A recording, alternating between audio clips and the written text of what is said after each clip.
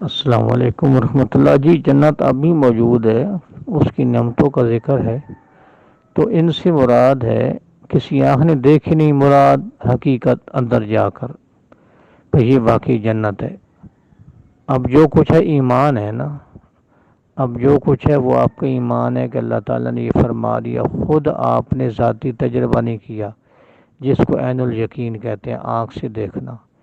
اسی طرح کان سے سننے کا معنی یہ کہ بندہ ایک چیز دیکھتا ہے، اس کو بیان کرتا ہے، سنتا ہے، اور دل پہ کھٹکا نہیں ہے خیال، وہ بھی واضح ہے کہ بھائی وہاں کی جو مطلب ہے کہ نعمتیں ہیں اور وہاں کا جو تنعم ہے، بادشاہی ہے، وہ کوئی دل نہیں سوچ سکتا کہ وہاں وہ یہ ایسے ہو سکتا ہے۔ بھائی ٹھیک ہے، اللہ پاک نے بیان کیا ایسا موتی ہوگا، ایسی ہو رہی ہوگی، ایسی فلاں چیز ہوگی، لیکن وہ حقیقت کا ادراک کوئی نہیں کر سکتا۔ تصور بھی کوئی بندہ یہ نہیں کر سکتا کہ جنت میں کتنی آسائشیں ہیں۔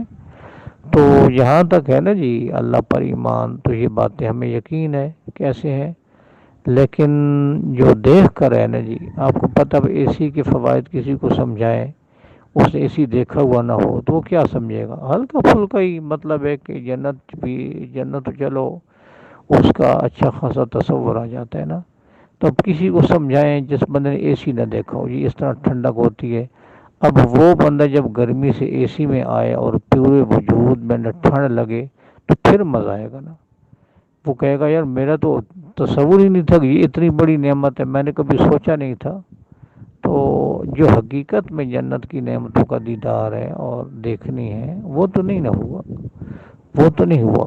ایمان ضرور ہے، جنت کی جتنی چیزوں کا ہمیں علم ہے ان پر ایمان ہے، جو چیز نہیں سنی ان پر بھی ایمان ہے، لیکن جب نعمتوں سے واسطہ پڑے گا تو پھر اصل یقین اس وقت آئے گا۔